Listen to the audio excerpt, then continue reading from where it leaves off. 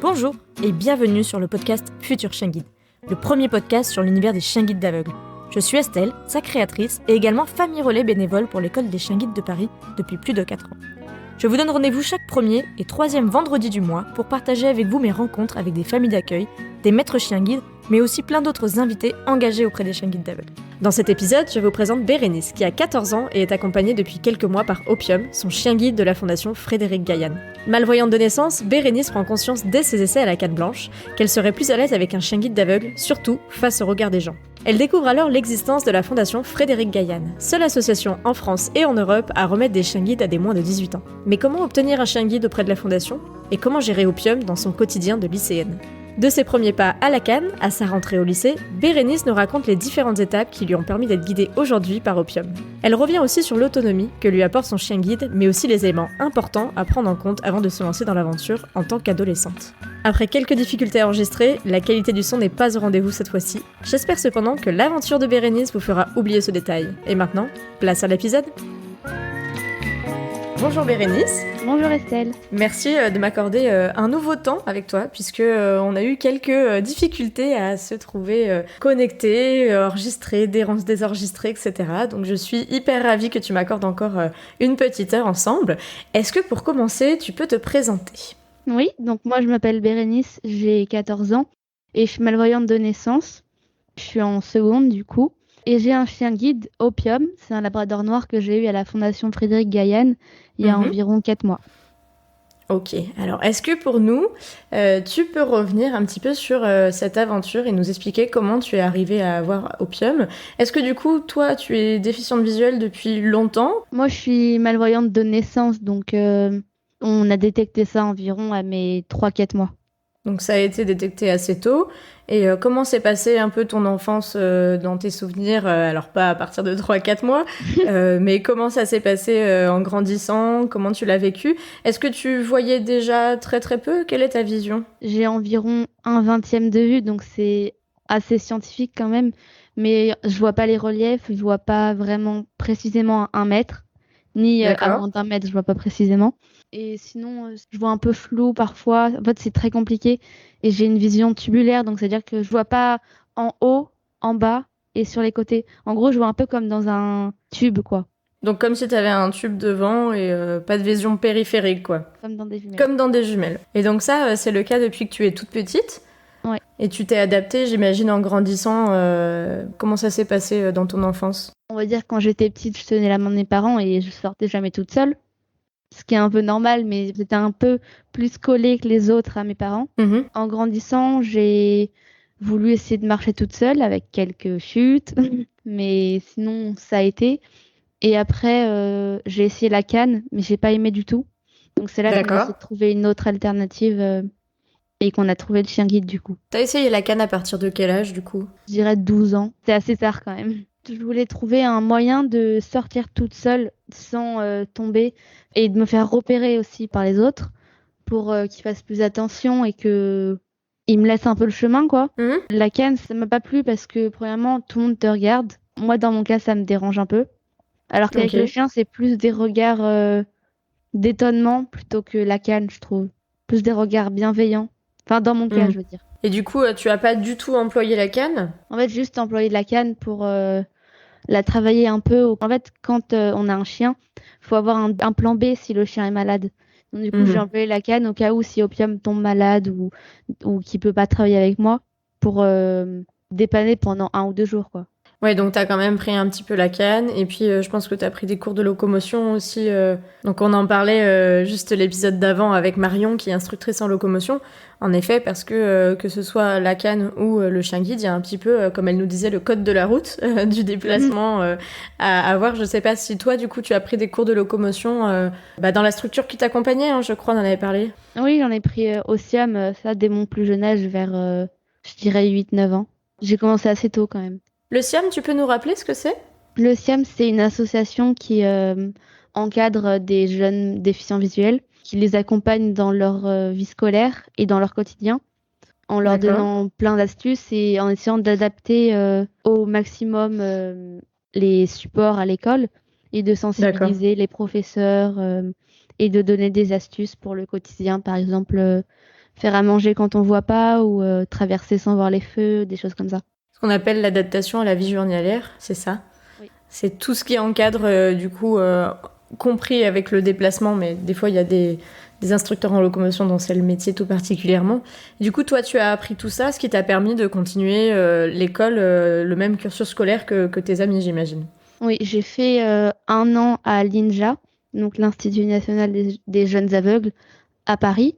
Ça m'a pas plu parce que je trouvais qu'ils encadraient trop les jeunes, on va dire. Donc, je suis retournée au bout de 6-7 mois dans le. Ouais, dans l'enseignement classique. Voilà, ça.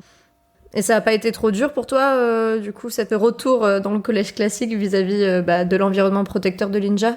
Bah, non, parce que les profs dans le collège classique étaient vraiment très entourés. Enfin, ils m'entouraient vraiment énormément parce que je suis arrivée en milieu d'année, donc j'étais complètement perdue. J'ai pas eu de pré-rentrée ni rien pour visiter le collège.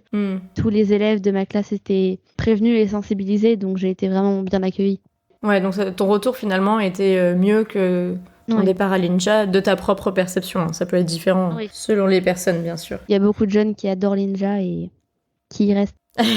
Oui, et c'est fait pour ça aussi. Oui. Mais en effet, toi, ça t'a pas tout à fait convenu. Et c'est en sortant de l'INJA que tu as du coup réfléchi à aussi te déplacer autrement. Et c'est là-bas que tu avais appris un peu l'existence du chien guide. Comment ça s'est passé pour toi? Oui, en fait, la première fois que j'ai vu un chien guide, je me rappelle, en fait, on avait des cours d'orthopsie. C'est pour travailler la vision. On devait monter à l'étage, un étage au-dessus de notre salle de classe, du coup. Et il y avait une dame, je crois que c'était une psychologue ou une psychologue ou un truc comme ça. Elle avait un chien guide et je l'avais vu dans les couloirs. Et je me suis dit, mais c'est génial ce truc. Donc, du coup, je lui ai posé plein de questions et tout. Et elle m'a dit que c'était pour les majeurs. Ouais. Donc, du coup, j'étais un peu déçue. Et 2-3 mois après, le SIAM nous en a parlé. Donc, des chiens guides pour les mineurs. Donc, du coup, j'étais assez contente. Alors, quand le SIAM t'a parlé de tout ça, il t'a parlé d'une structure unique en France qui s'appelle la Fondation Frédéric Gaillan, dont on va un peu parler, d'où vient ton bel opium, et qui remet donc des chiens à des personnes, des enfants en fait, enfin des adolescents, je vais peut-être plutôt dire, puisque vous devez avoir entre 12 et 18 ans, il me semble, pour recevoir un chien. Alors, c'est le même principe que dans les autres écoles de chiens guides, hein, le chien vous est confié gratuitement, et il y a quelques sensibilisations et quelques cours, on va dire, que toi tu as dû faire. Comment ça s'est fait ton approche avec la Fondation Frédéric Gaillan, qui n'est pas forcément tout à fait proche de chez toi, puisqu'on est toutes les deux en région parisienne, il me semble, dans le 92, alors que la Fondation, elle, est plutôt dans le sud de la France. Bah, en fait, premièrement, il faut remplir un dossier médical et un dossier de motivation pour donner toutes les raisons pour lesquelles on aimerait avoir un chien guide. Il faut l'approbation de tous nos médecins, donc orthoptistes, pédiatres ou médecins généralistes.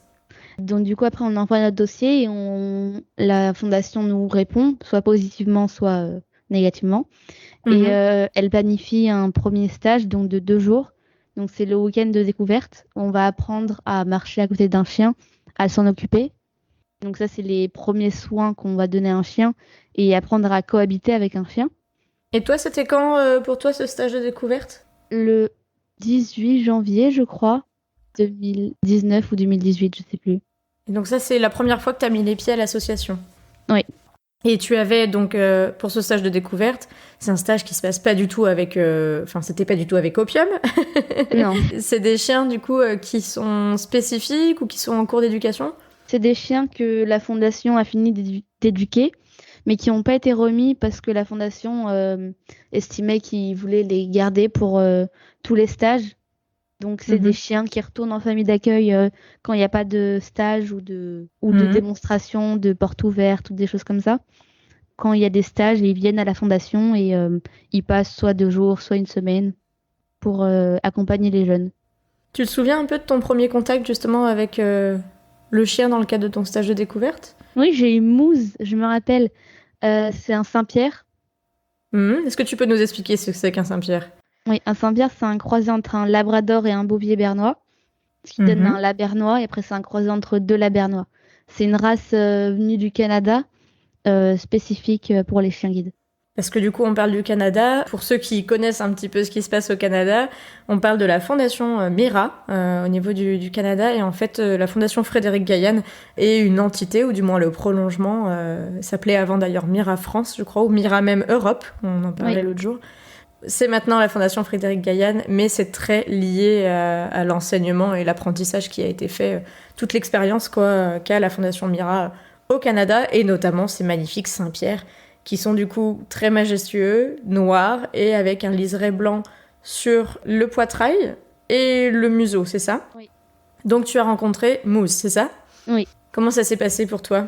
Je l'ai trouvée un peu molle, mais en fait, plus on fait des stages et plus on définit un peu nos envies de notre futur chien guide. Par exemple, moi, je savais que à travers le stage que j'avais fait avec Mousse, que je voulais pas un chien mou. Donc du coup, ça a écarté tous les chiens mous, on va dire, des idées des éducateurs, quoi. Mhm. Avant même qu'on vienne au stage de remise, ils savent à peu près quel chien ils vont nous donner, quoi. Sachant que donc tu fais ton stage de découverte de 2 jours, que tu as fait en janvier 2019, peut-être, on a dit. Oui. 2018, peut-être, parce qu'il y a un stage intermédiaire avant la remise, Oui. qu'on appelle une pré-classe, c'est ça ? Oui. Donc c'est un Qu'est-ce stage qui se passe ? Ouais. une semaine. Mhm. On va du coup changer 2 fois de chien pour tester encore plus de chiens. Donc Ok. on va apprendre à plus marcher en ville. On va aller en ville concrète avec des passants, des voitures, des carrefours. On va apprendre à s'en occuper totalement, c'est-à-dire jouer avec lui, lui faire ses besoins, lui donner à manger. Mhm. Mais en fait, on va vraiment faire comme si c'était notre chien et s'en occuper 24 heures sur 24. Sauf que là, c'est à nouveau, du coup, les chiens prévus pour le stage. Oui. Donc, ces chiens dont tu nous as parlé, qui restent dans les familles d'accueil et qui sont à disposition, qui sont au bout de leur éducation, mais qui sont là pour les sensibilisations, les démonstrations, et donc vos classes. Et là, t'avais eu qui en pré-classe ? J'avais une news que j'avais adorée parce qu'elle était vraiment hyper active et elle guidait assez bien. Et j'avais eu Loft qui guidait très bien, mais il était un peu mou. Encore un petit mot. Ok, et donc là, tu as pu découvrir encore plus et apprendre un peu comment être en binôme avec un chien guide dans la vie de tous les jours, c'est ça ? Oui. Et vous êtes accueillis, je crois, directement sur le site de la Fondation Frédéric Gaillan, puisqu'on a dit que tu étais assez loin, et c'est le cas de beaucoup de jeunes qui viennent faire ces stages découvertes, ces pré-classes. Du coup, vous êtes tous logés sur place ? Oui, il y a une dizaine de chambres sur place avec un salon, une cuisine et des douches et des toilettes. Donc voilà. Bien sûr. Donc vous êtes une dizaine pendant que ce soit le stage de découverte Pour ou le la stage de pré-classe ? découverte, nous on était 3. D'accord. Pour la pré-classe, on était 5. Non, on était 4, pardon. Et pour le stage de remise, pour la classe du coup, on était 5. Et comment tu t'es sentie, toi, entre les différents stages ? Du coup, tu continuais à aller au collège en parallèle ? Oui, les stages se déroulent du coup le week-end pour le stage de découverte. Pour la pré-classe, c'est pendant les vacances. Bien Et sûr. pour la classe, avant, ils le faisaient en juin, juillet. Et maintenant, ils l'ont décalé en avril parce que, comme c'est dans le sud, il fait vraiment très très chaud. Donc, c'est pas agréable pour marcher en ville avec un chien. Donc, maintenant, c'est en avril pendant 2 semaines de vacances. Et ça déborde 1 semaine sur les cours. Et donc, cette classe tant attendue, ce stage de remise, il s'est passé comment pour toi ? C'était quand ? Moi, c'était en avril dernier, du coup. Il me semble que le Covid est passé par là et du coup, ça a un peu retardé ton projet, c'est ça ? Oui, d'1 an. Ah ouais, carrément. Oui. Donc, ça devait être en avril 2020. Et puis en avril 2020, on sait tous où chacun était, puisqu'on était chez soi en général. Oui. Alors, je sais pas si ça aurait dû être en avril 2020. Enfin, je sais que mon stage de découverte a été retardé. Parce qu'à la base, il devait être en novembre, mais il a été retardé du coup en janvier. Le 18 janvier, du coup. Et ma pré-classe, je crois aussi qu'elle a été retardée. Donc tu as fait tout ça un petit peu en décalé, mais tu es arrivé en avril dernier à enfin faire ce stage de remise. Oui. Et là, donc Opium ne t'est pas confié tout à fait tout de suite, c'est ça ? Oui, il y a 2 jours, donc on arrive le lundi. Et toute la journée, on va tester... Non, on arrive le dimanche, pardon. Toute la journée, on va tester les chiens, du coup le lundi. Il y en avait 5, non 6 du coup. On en a testé 3 environ, je crois, le lundi. Et on en reteste le mardi. Et le mardi après-midi, ils nous remettent notre chien. Donc là, on ne parle plus des chiens qui sont éduqués spécifiquement pour les stages. On parle bien des chiens qui sont éduqués pour vous être remis. Oui. Là, les 6 chiens dont tu nous parles, vous étiez 6 bénéficiaires en face du coup ? Non, on était 5, mais il y en a toujours un de plus, je crois. Ok, pour laisser un petit peu de marge selon vos relations, quoi. Oui. Et toi, alors, ces 2 premiers jours de stage de remise, comment ça s'est passé ? J'ai pu un peu définir les envies que j'avais du coup. Je les aimais tous, les chiens, ils étaient vraiment tous adorables et ils guidaient tous super bien. Mais j'avais quelques petits coups de cœur quand même. J'avais Au-Top, donc c'est un Saint-Pierre du coup, et j'avais Opium. Opium qui n'est pas un Saint-Pierre ? C'est un labrador noir. Un labrador noir. Et alors, tu as du coup donné un peu ton avis aux éducateurs, il me semble que c'est comme ça que ça se passe. Oui. Mais c'est eux qui décident. Hein. Oui, ils ont le dernier mot, enfin ils tranchent quoi. Alors, qu'est-ce qu'ils ont tranché ? Du coup, moi, ils m'ont donné Opium. Mais du coup, tous les autres jeunes ont réussi à avoir un petit peu leur choix numéro 1 ? Non, parce qu'il y avait un énorme coup de cœur sur Au-Top. On était 3, je crois, à vouloir Au-Top. Sur 4, parce que du coup, il y a une jeune d'entre nous, dans les 5, qui a eu une remise un peu particulière parce qu'elle a eu son chien guide avant. D'accord. Donc, on était vraiment 4 à ne pas savoir notre chien guide avant d'arriver. Et on était 3 sur Au-Top. Donc toi, finalement, Opium t'a été confié. Et je crois savoir que pour la Fondation Frédéric Gaillan, c'est un petit peu un événement, cette remise, puisque tu es le 100e binôme avec Opium à être créé par la Fondation Frédéric Gaillan depuis sa création. Oui. Donc tu as été un petit peu médiatisé, pardon. Je t'ai vu dans différentes vidéos. Est-ce que tu peux nous raconter comment ça s'est passé, ces petites vidéos qui ont été faites en dehors de tes vidéos dont on parlera plus tard, que tu fais personnellement? Je crois que c'est Brut qui est venu vous voir. Oui, Brut, c'est la journaliste du coup, est venue de dimanche à mardi pour filmer toute la remise. Et elle est revenue le 3 mai, je crois, du coup, pour ma rentrée des classes. Enfin, ma fausse rentrée, mais la rentrée avec Opium D'accord. Du coup, au collège. Ok, parce que du coup, tu as fait ces 2 premiers jours. Au bout de 2 jours de remise, on t'a dit que c'était Opium, mais là, on ne te lâche pas dans la nature tout de suite avec Opium. Oui. On a encore 3 semaines, du coup, enfin 2 semaines et demie de travail avec notre chien. On va vraiment aller en ville, on va apprendre des trajets et les faire en autonomie. On va s'en occuper du coup vraiment 24 heures sur 24. Et on va beaucoup aussi prendre le temps de créer du lien avec notre chien. Donc du lien dans le jeu, dans les câlins, dans les moments un peu en dehors du guidage, c'est tout ça. Oui. Et comment s'est passé le début avec Opium ? Comment tu as ressenti tout ça ? En fait, l'éducatrice des chiens guides, du coup, Céline, m'a dit nous a dit que les labradors étaient un peu difficiles. C'était un peu difficile de créer du lien avec eux, mais qu'une fois qu'on en avait, c'était indestructible. Donc au début, Opium était assez distant, on va dire. Mais ça a pris bien quand même 2 semaines à que le lien soit assez fort. Au début, il me faisait des câlins, mais c'était pas... Enfin, je veux dire, entre au début de la classe et maintenant, c'est incomparable, quoi. Le lien, maintenant, il est indestructible. Tu sens la différence ? Oui, totalement. Et à la fin de ce stage de remise, tu nous parlais de ta rentrée. Alors, c'est pas la rentrée scolaire de l'année, mais c'était ton premier retour après des vacances, en tout cas, avec Opium au collège. Comment ça s'est passé ? Est-ce que du côté du collège, tout le monde était sensibilisé ? Vous aviez préparé un peu le terrain ? Oui, l'école avait mis des affiches du coup dans tout le collège, donc tout le monde avait vu. Et ils avaient vu aussi les vidéos brutes, donc tout le monde était au courant. Et comment tu as ressenti, toi, ta première rentrée avec lui ? J'étais vraiment très stressée. Je pense que ça peut se voir sur les vidéos brutes d'ailleurs. Mais ça s'est hyper bien passé. Et comme on était en demi-jauge, ça m'a permis de m'adapter avec Opium, de rester le matin à la maison ou l'après-midi du coup.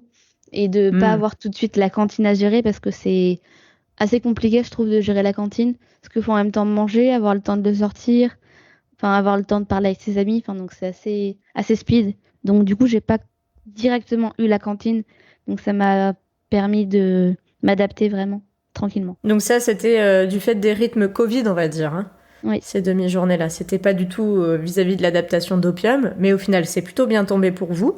Oui. Comment justement tu gères la cantine si on essaye de se projeter avec toi en tant que collégienne, tu arrives à la cantine, que fait Opium à tes côtés? Du coup, je prends mon plateau. Ça a été assez compliqué de prendre cette organisation quand même parce que en fait la cantine c'est assez speed. Donc je prends mon plateau, je vais sur l'espèce de barrière là où on fait défiler Mhm. nos plateaux. Et du coup, une amie me dit ce qu'il y a et elle me met dans mon plateau ce que je veux. Ok. Et après, on va à table, je déjeune du coup, on Et tu débarrasse. fais tout ça avec Opium, du coup, à tes côtés? Oui, je le prends en laisse avec moi. Parfois, il me tire un peu pour essayer d'aller manger les choses par terre. Donc, Mhm. j'ai pas encore fait tomber mon plateau, mais je pense que ça va arriver bientôt. Et donc ensuite, on remonte et je vais le sortir. D'accord, donc ça lui permet d'avoir un moment de détente au milieu de la journée. Oui. En termes de gestion des besoins, parce que c'est vrai que c'est quelque chose, avoir le chien au collège, qui est assez particulier pour toi, j'imagine, pour tes autres camarades de classe aussi. Et c'est quelque chose dont on avait parlé justement cet été, lors de mes hors-séries, avec Capucine et son Wonder Mani, comme on l'appelle, dans l'épisode 21, où elle me disait, sa maman, que c'était pas encore possible pour Capucine d'emmener le chien à l'école parce que ça la déstabiliserait trop par rapport aux autres troubles qu'elle a par rapport à la présence de ce chien d'éveil. Et c'est un peu la même chose pour d'autres raisons du côté de Romain et Naya de l'épisode 23. Donc Romain est accompagné de Naya, qui est sa chienne d'assistance et qui lui détecte ses crises diabétiques, donc hypo et hyperglycémie. Et là, sa maman et Romain nous disaient, alors Romain espère bien pouvoir rentrer avec Naya très bientôt au collège, mais que c'était un peu plus compliqué parce qu'il fallait justement qu'il puisse gérer sa chienne toute la journée et donc, comme tu le dis, prévoir des moments de détente et des moments de sortie. Ça n'a pas été compliqué pour toi de t'adapter pour pouvoir faire tout simplement les besoins à Opium, très proche du collège? Ça a été vraiment compliqué parce que c'est en fait, moi, du coup, je vois pas de loin. Et le problème, en fait, c'est que si je sors sans mes amis, dans la cour, je peux pas les retrouver. Donc, il faudrait que je trouve un moment pour pouvoir aller faire les besoins où j'ai pas besoin de les retrouver après, quoi. Donc, parfois, elles m'accompagnent, mais parfois aussi, c'est assez speed, donc elles n'ont pas le temps de m'accompagner parce que, par exemple, imaginons, il nous reste 10 minutes et elles n'ont pas fini de manger, donc du coup, je dois remonter vite pour sortir Opium. Je le sors à la récré, du coup, de 10h. Après, je le sors à la pause déjeuner et je le ressors du coup en sortant du collège. Donc en fait, tu t'es organisé quand même pour avoir Opium à tes côtés. Et on parle pas forcément des cours parce que Opium, pendant les cours, si c'est la même chose que ce que font mes élèves chiens guides quand je les ai à côté de moi, ils dorment en fait, on est d'accord. Oui, totalement. Ils ronflent un peu. Oui, oui, énormément même. Donc ouais, moi je sais que parfois quand je suis en visio ou autre, je les caresse pour les réveiller un tout petit peu du sommeil profond. Ça leur évite de japper, mais je pense qu'avec Opium, tu fais un peu la même chose. Non, moi je le laisse tranquille parce que je trouve que c'est bien d'interrompre les profs quand leur cours est ennuyant. C'est une autre vision des choses, en effet, mais du coup c'est pas la même responsabilité entre toi et moi, donc c'est tout à fait normal. Et du coup, parmi tout ça, donc là tu as fait ta rentrée il y a quelques jours. Oui. Il me semble que tu es rentrée dans un niveau encore au-dessus, puisque tu es rentrée au lycée, même si il me semble savoir que c'est le même établissement, c'est ça? C'est juste un bâtiment différent. Et comment s'est passée cette nouvelle rentrée avec des nouveaux camarades de classe, peut-être des gens qui ne connaissaient pas Opium? En fait, il y a 43 nouveaux, donc il y a beaucoup de gens qui connaissaient pas Opium. Mais dans ma classe, je connais presque personne. Du coup, à part une amie avec qui je suis. Mais pour le moment, ils posent pas trop de questions. Ça m'a assez étonnée. D'accord. Personne pose des questions et personne va le voir. Donc, c'est un peu bizarre quand même, mais c'est une bonne nouvelle parce que du coup, j'ai pas à le protéger tout le temps des gens qui veulent le caresser ou des choses comme ça. Parce qu'on le rappelle, hein, comme je le dis sur mes élèves chiens guides, ça vaut aussi pour Opium et pour tous les autres chiens guides. Il faut éviter de les distraire, de les caresser, etc. Parce qu'ils ont une mission quand il est à tes côtés. Opium est là pour te guider. Et puis bien sûr, quand il court, là c'est encore autre chose. Quand il est en détente, il a quand même ses moments de folie, j'imagine. Oui, énorme moment de folie. Et tu le lâches un peu au collège, au collège-lycée ou pas du tout? Non, pas du tout. Donc tu fais ça dans le bois de Boulogne, où je crois savoir, à proximité de chez toi. Et là, c'est la grande détente, la liberté. Ce qu'il préfère, c'est le parc à chiens. Parce qu'il Ah a oui? plein de copains, donc ça, il adore. Bah, en tout cas, on voit comment Opium est arrivé. Est-ce qu'il y a des choses justement que tu ne pouvais pas faire avant et que tu fais maintenant avec Opium? Bah, le plus gros changement, vraiment, c'est sortir avec des amis. Parce que avant, enfin, même pas avec des amis, sortir même toute seule. Parce qu'avant, je stressais vraiment de tomber ou qu'il y ait une petite marche, un truc comme ça qui me fasse tomber. Et Mhm. maintenant, avec Opium, c'est beaucoup plus fluide et beaucoup plus détendu les déplacements. Donc, il t'a permis d'avoir un rythme tout à fait classique de lycéenne, collégienne, on va dire. Et je me demandais si, par contre, il y avait quelque chose que tu avais appris ou découvert en faisant un peu cette démarche pour avoir un chien guide, quelque chose auquel tu t'attendais pas vraiment en envoyant ton dossier. Bah, j'ai vraiment appris à quel point les familles d'accueil étaient impliquées dans l'éducation des chiens. Je Mhm. pensais au début que c'était un peu comme des familles qui gardaient juste les chiens chez elles, enfin Mhm. qui lui donnaient quelques règles quand même, mais je pensais pas qu'elles le sociabilisaient autant. Donc j'ai vraiment appris ça. C'est vrai que quand on est famille d'accueil ou famille d'accueil relais comme je le suis, on n'est pas juste là pour avoir un chien, on a aussi une petite mission, en dehors de la mission de sensibilisation du grand public, la mission d'éducation du chien. Et c'est vrai qu'on n'est pas juste là pour le garder, le babysitter, j'ai envie de dire. Mais on a pas mal de choses à leur apprendre. Tu as rencontré d'ailleurs la famille d'accueil d'Opium? Ouais, d'ailleurs, elle est adorable, c'est Nadia. Et Mhm. elle l'a vraiment hyper bien éduqué parce que il a peur de rien. Et tu l'as rencontré à l'occasion de la remise, c'est ça? Je l'ai rencontré, je crois, 2, 3 jours avant de retourner chez moi avec Opium. Donc tu as pu en apprendre plus sur la jeunesse qu'a passé Opium auprès d'elle. Ouais, d'ailleurs, elle nous a montré des photos. On aurait dit une peluche quand il était petit. Elle t'a du coup envoyé quelques photos que tu peux aussi avoir aujourd'hui avec toi.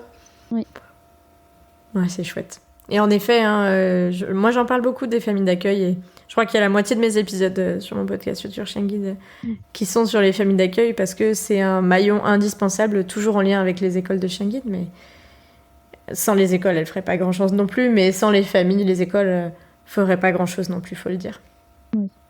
Et je me demandais parmi tout ça, est-ce qu'il y a quelque chose que tu referais différemment depuis le mois d'avril, même si ça fait que quelques mois que Opium est avec toi? Ou alors la demande, par exemple, l'envoi du dossier, tu l'aurais peut-être fait plus tôt. Si c'était à refaire, comment tu ferais différemment? Je pense que je verrais autrement la cantine avec Opium parce que je l'ai un peu Ouais. rassurée au début. Mhm. Je pense que je prendrais plus le temps de créer du lien et de jouer que je l'ai fait au début. Parce qu'au début, Ok. je voulais vraiment que tout soit parfait, qu'il travaille vraiment beaucoup le trajet pour aller au collège. Et Mhm. j'ai pas pris le temps en fait de me poser et de créer beaucoup de liens avec lui. Enfin, ce qui s'est fait 2 semaines après mon arrivée, quoi. Mais je pense que j'aurais dû Mhm. faire dès le début. Et par rapport à la Fondation Frédéric Gaillan, on a bien vu comment ça s'organisait entre les trois stages. Donc on a le stage de découverte, la pré-classe et le stage de remise, qu'on appelle aussi la classe du coup. Oui. Est-ce que par rapport à tout ça, tu as vu des inconvénients ou des avantages à faire ta demande toi en tant que mineur? Et est-ce qu'il y a des éléments à prendre en compte avant de se lancer dans l'aventure et d'envoyer son dossier à la Fondation? Bah, l'avantage à faire sa demande, c'est que vraiment on est responsabilisé très jeune et que Mhm. on s'occupe d'un autre être vivant que nous. Et ça nous apprend à être plus mature plus rapidement.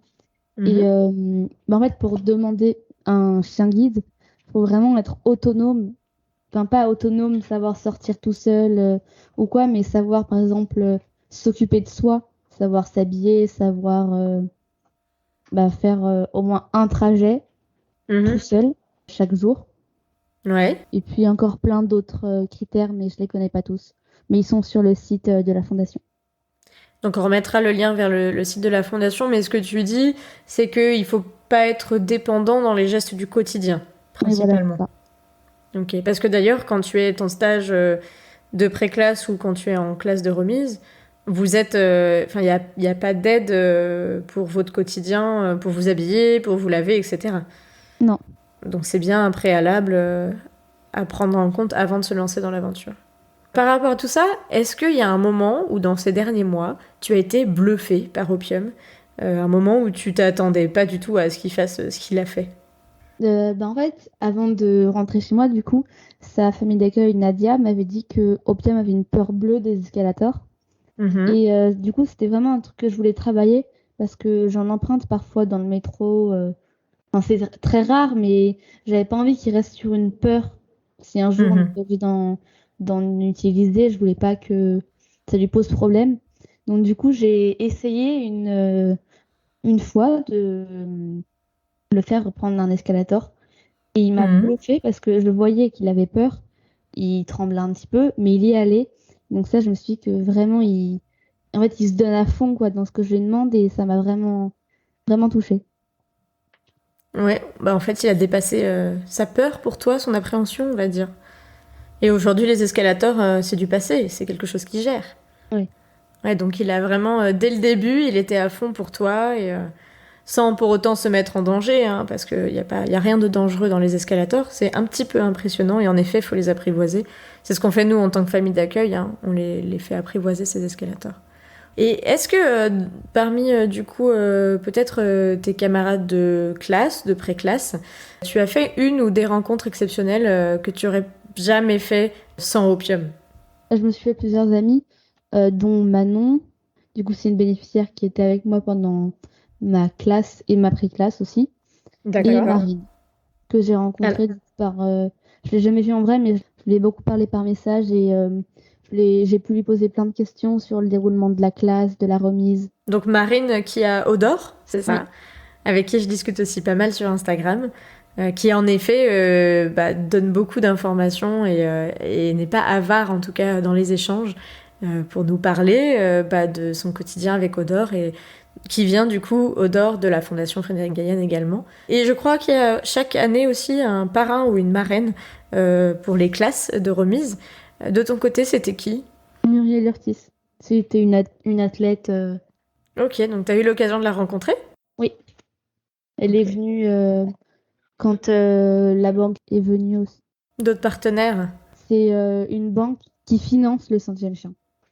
Donc tu as été le centième binôme comme on le disait tout à l'heure, ce qui a fait l'objet de pas mal de petits reportages. Oui. Et par rapport à ces reportages, on n'a pas parlé, mais toi aussi, tu fais quelques vidéos, je crois savoir. Est-ce que tu peux nous en parler? Moi, je fais des vidéos YouTube sur le handicap et je parle de mon quotidien avec Opium. Mhm. Donc, je parle des chiens guides, de tout ça. Je donne beaucoup d'astuces sur mon quotidien et puis des choses comme ça. Je fais beaucoup de vlogs, des choses comme ça. Comment s'appelle ton compte, ta chaîne, si on veut te suivre? Béret Bigleuse. Béret Bigleuse, c'est tout à fait ça. Et moi, j'ai adoré regarder, parce que même si ça me concerne pas directement, je trouve ça hyper intéressant de voir tout ce qu'on peut mettre en place, que ce soit vis-à-vis de l'école, enfin du collège, tu en parles, toutes les choses magiques que tu fais avec ton ordinateur pour quand même pouvoir suivre et agrandir les documents, etc. Et puis, tu as très bien expliqué aussi comment tu pouvais te repérer sans chien, hein, avant d'avoir Opium. Par exemple, je crois dans l'obscurité. Alors, tu nous as parlé au tout début de ta vision tubulaire, donc où tu vois quasiment que au centre de ton champ de vision. Mais tu expliques dans cette vidéo comment tu vois dans le noir, en fait. Ouais. En fait, c'est vraiment bizarre parce que je suis vraiment éblouie par les grandes lumières. Donc, même un lampadaire dans la rue peut vraiment m'éblouir. Donc, Mhm. la nuit, c'est vrai, enfin, je suis quasiment aveugle, quoi, la nuit. Et toi, c'est quelque chose que tu avais déjà travaillé peut-être Oui, j'ai déjà travaillé en locomotion. en locomotion, voilà, parce que les perceptions sont très différentes et pour te repérer, les indices à prendre dans l'environnement sont pas les mêmes. Et c'est ce que tu expliques très bien dans cette vidéo où tu es dans le jardin de chez tes grands-parents, je crois. Oui. Et ça permet de montrer un peu ce que tu perçois ou pas avec la connaissance que tu en as du lieu, le jour en fait, tout simplement. Mm. En tout cas, on ira voir, je mettrai dans les notes de l'épisode le lien vers ta chaîne YouTube, Berry Bigleuse. Est-ce que tu peux nous dire un peu les prochaines vidéos que tu penses faire? Je pensais faire une vidéo vlog avec Opium de tous les lieux de détente. une routine parce qu'on me le demande beaucoup du matin avec Opium. D'accord. C'est ce que je fais le matin, tout mon trajet de guidage avec lui et tout. Et sinon, je sais pas vraiment. Je prévois. En fait, dès que j'ai une idée, je la note. Mais Bon, ça va revenir après les vacances, là. Tu oui. vas en avoir plein de nouvelles. Avec le lycée, tu auras sûrement d'autres choses aussi à raconter. Oui. Mais en tout cas, moi, j'ai hâte de voir les prochains, parce que je sais déjà toutes visionner, celles que tu as mis à disposition. Mais en tout cas, on redit la chaîne Béret Bigleuse. Et puis, je crois que tu es aussi sur Instagram. Oui, c'est la même chose, Béret Bigleuse. Béret Bigleuse aussi. Pour finir, je pose toujours une petite question à la fin, et je voulais aussi te la poser pour savoir quel était ton pire et ton meilleur moment avec Opium, même si ça fait que quelques temps qu'il est à tes côtés. Le meilleur moment, je pense que c'est soit quand on me l'a remis, soit quand je suis arrivée pour la première fois chez moi avec Opium. C'était vraiment incroyable, j'y croyais pas. Et le pire, c'était pendant une balade avec ma famille du coup, et des amis. On était au bois de Boulogne, on était assis sur une grande clairière, enfin sur la pelouse, on était dans une grande clairière un peu. Et donc il y avait Opium, il était à 1 mètre de moi, il sentait un peu l'herbe, il mangeait un peu l'herbe et tout. Je tourne la tête, je retourne, on le voit pas. Donc je commence à m'affoler, tout le monde crie Opium, Opium, il revient pas. Et en fait, ce qui était vraiment très stressant, c'était qu'à quelques mètres, il y avait une route où des voitures passaient à 70 km/h. Ça, c'était... Je me disais, si Opium va sur la route, c'est fini, quoi. Donc, on l'a appelé au moins, je pense. En fait, ça n'a pas duré longtemps, mais moi, ça m'a paru une éternité, parce que quand on a des moments stressants comme ça nous paraît une éternité. Du coup, il est revenu et on l'a entendu grâce à sa clochette que je lui mets toujours autour du cou en balade. Donc, grâce à la clochette, vous avez pu repérer dans quel coin il était. Et je crois savoir qu'il était finalement pas du tout du coin de la route, heureusement. Non, il était à l'opposé. Mais ça, on pouvait pas le savoir avant de l'entendre. Et finalement, tout est bien qui finit bien. Il est revenu et maintenant, il est en sécurité. Il n'y a pas de problème. Oui. Et ça a dû être un peu, très flippant cette. Ah, c'était horrible. J'avais l'impression de tomber dans les pommes en fait. Je sentais plus mes jambes. Le premier week-end où j'ai eu Opium. Ah ouais. Et t'as mis en place des stratégies depuis pour éviter d'avoir cette peur à nouveau ? Maintenant, je le rappelle souvent quand même. Ok, comme ça tu sais dans quel coin il est à peu près et t'as moins cette peur. Bon bah écoute, merci en tout cas Bérénice pour tout ça. On retient que on peut faire donc la demande en étant mineur, parce que j'en avais déjà parlé un petit peu d'être mineur ou majeur, justement avec Timothée. Donc Timothée, lui, dans l'épisode 17, il nous racontait qu'il avait eu son premier chien guide à peine à ses 18 ans. Je crois qu'il les avait pas encore, mais c'est les chiens guides de l'Ouest qui lui avaient remis Baltique à l'époque. D'ailleurs, on félicite Timothée au passage, qui vient de décrocher une médaille d'argent aux 100 mètres sur les Paralympiques au JO de Tokyo. J'ai beaucoup pensé à lui ces derniers jours. Et Timothée nous racontait qu'il avait été du coup assez agréablement surpris et que sa vie avait beaucoup changé avec l'arrivée de Baltique. Même s'il avait que 17 ans et demi, ça avait été possible. Mais en général, en effet, pour demander un chien guide en étant mineur, à partir de 12 ans, donc on s'oriente vers la fondation Frédéric Gaillan. Et tu nous as tout décrit, du stage de découverte jusqu'au stage de remise en passant par la pré-classe. C'est très riche de savoir toutes ces étapes-là. Et j'espère que ça va pouvoir permettre à d'autres qui envisagent d'avoir un chien guide en étant adolescent, on va dire, de pouvoir faire leur demande et de pas hésiter, parce que je pense que le mot de la fin est pour toi, mais s'il y a quelque chose à retenir de cette aventure, est-ce que tu le referais ? Oui, sans hésiter. On te souhaite beaucoup d'années encore avec Opium. Ça fait que quelques mois qu'il est avec toi et vous en avez encore pour une belle aventure ensemble. Merci beaucoup à toi, Bérénice, pour tout ça. Et Merci on se dit à très bientôt, parce qu'on n'est pas vraiment bientôt. loin au final. À très bientôt. Et voilà, c'est la fin de cet épisode. Merci à vous de l'avoir écouté, en espérant qu'il vous aura plu. Merci à Bérénice pour sa persévérance dans nos péripéties d'enregistrement et son temps en pleine rentrée au lycée, qui me permet aujourd'hui de parler de la fondation Frédéric Gaillan. Pour compléter votre écoute, vous pouvez retrouver dès maintenant plein de photos d'Opium et Bérénice sur mon blog futurchienguide.fr. Et n'hésitez pas à m'envoyer vos retours sur ce nouvel épisode via mon Instagram, @futurchienguide, ou dans un avis Apple Podcast. J'adore les découvrir et ça me motive pour continuer. Et pour faire grandir ce podcast, le meilleur moyen reste encore d'en parler autour de vous, mais aussi de m'identifier sur Instagram lors de vos écoutes. Je partage à tous les coups. Alors, à très bientôt pour un prochain épisode sur l'univers méconnu des chiens guides d'aveugles.